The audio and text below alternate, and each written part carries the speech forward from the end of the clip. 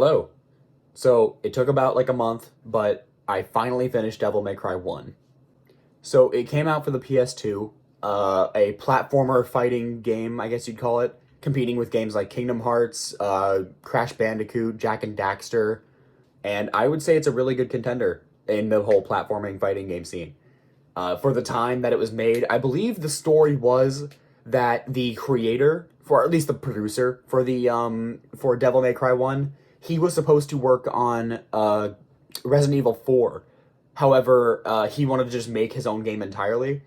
And the guy that made Resident Evil 1 said, "Hey, let's just let this guy make his own game and I'll make it." So Capcom luckily just let that slide, and here we have it. Now we have a really good, really surprisingly interesting looking game about demons, devils, and shooting and fighting and platforming. It looks great. It would have been interesting to see him make a Resident Evil game. However, I think him making his own thing was probably the right call here.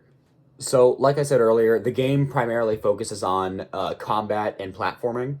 It's a pretty even balance between the two, especially around the beginning. You get a lot of platforming at the beginning, and then towards the middle is a lot more fighting and platforming, and then the end is a perfect mix between fighting and platforming at the end. I enjoyed it personally. It didn't feel like I was doing too much of one or the other. However, that doesn't mean both of those things were perfect either, just because there was a balance between the two. On one hand, you got the platforming, which in the majority of games back at like around that time, platforming just wasn't perfect. Like I said, it was competing with games like Crash Bandicoot and Jack and Daxter, games that also had interesting platforming, I'll say. Certainly not the best. It's hard to see where you're going sometimes. The fixed camera can help at times. However, sometimes it also doesn't. A lot of the time, I noticed that I couldn't see where I was going until I just gave something a shot, and then just failed 3 or 4 times. A good example, around the end of the game, there's a platforming section where you start by triggering like an activation switch that you have to hit a few times, and then you get plunged underwater. You have to go straight up, swim straight up, which the swimming, I don't even want to touch that. It's just, it's okay. It's okay. It's not bad, not good. It's fine. You don't even have to do it that long. Anyways, my point was you have to go straight up all the way to the top and just pick one platform out of like four to just jump onto, wait for the water to just drain back out.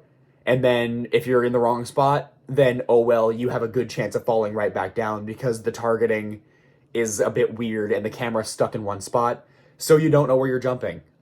And on the other hand, you have the combat. So it's definitely not bad, especially around the beginning. It's pretty fair. And even throughout most of the game, it's pretty fair. However, around mid to early end game even, I found myself using a lot more items than trying to figure out patterns, right? Because there's this one boss that keeps coming back over and over, as PS2 games tend to do. They just repeat bosses over and over.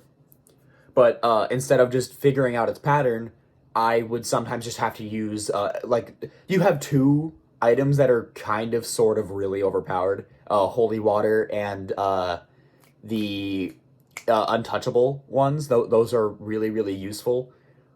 Even your like okay, so a fundamental of the game, double trigger mode. You could just press the two triggers at the same, or the bumpers at the same time, and you go into this like mode where you start regenerating health and you attack faster. Anyways, you have an item where you can just recover that bar really quickly. Thanks, Chloe. You have a item where you can just recover that bar really quickly, and it's pretty broken, especially because as far as I'm aware, you can just carry as many as you want. Holy waters, you can't carry an infinite amount of, and you also have like an item where you can just recover all of your health. You can only have one of those per like at a time, and they just get more and more expensive as the levels go on. But back to my point, I found myself using those so much more often than just trying to figure out the patterns. Maybe that's because I'm a bad gamer, but that's just sort of how I like to play the game. I don't think it was unfair, like an unfair boss fight. There was only a couple bosses where I literally could not beat it without items. I probably, if I wanted to give it a few more shots, I probably could have beat the boss. However, I didn't want to have to restart the entire level again and then just have to do it all over because I just wanted to get this one over with and keep going to the next one. Overall, it's a really good game. I would definitely recommend playing it.